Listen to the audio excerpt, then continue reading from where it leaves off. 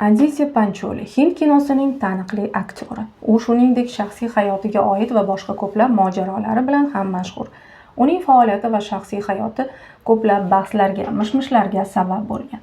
Aditya Pancholi 1965-yil 12-sentyabrda Mumbayda tug'ildi. 1980-yillarning oxirida kinoda faoliyatini boshladi.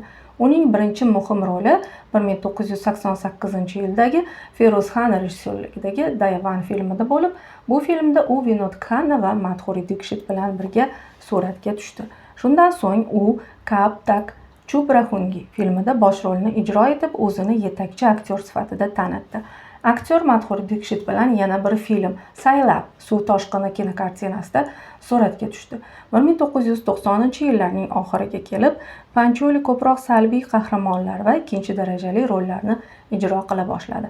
Masalan, 1997-yilda Yes Boss, Xo'p bo'ladi xo'jayin filmida Shohruxxon va Juhi Chawla bilan birga suratga tushib, salbiy rol uchun Filmfare mukofotiga nomzod bo'ldi. Uning Saif Ali Xon va Kajol ishtirokidagi Hamisha filmidagi roli ham ancha salbiy rol edi.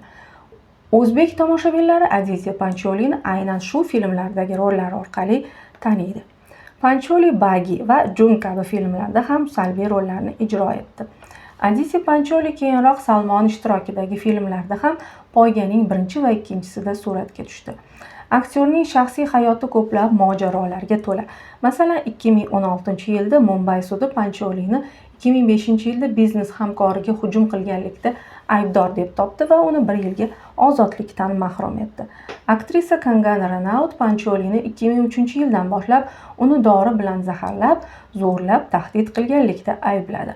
Pancholi bu ayblovlarni rad etdi va ularni asossiz deb atadi.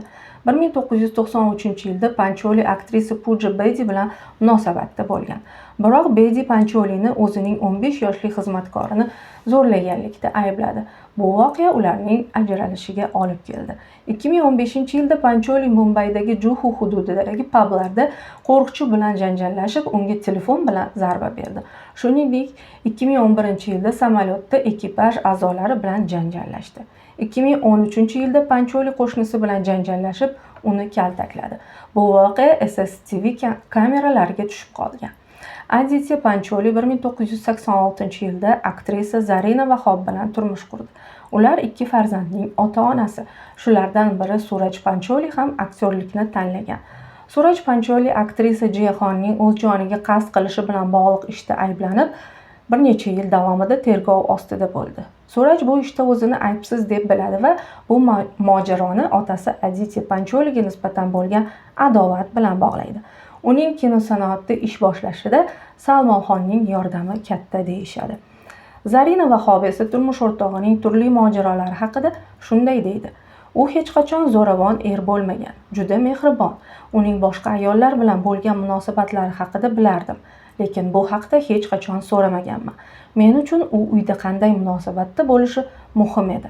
Aditya Pancholi Hind kinosanoatida iste'dodli aktyor sifatida tanilgan bo'lsa-da, uning shaxsiy hayoti va mojarolari ko'pincha san'atdagi yutuqlarni soyada qoldirib ketgan. Uning faoliyati va hayoti ko'plab bahs-munozaralarga sabab bo'lib, Hind ommaviy axborot vositalarida doimiy ravishda muhokama qilinib kelinmoqda.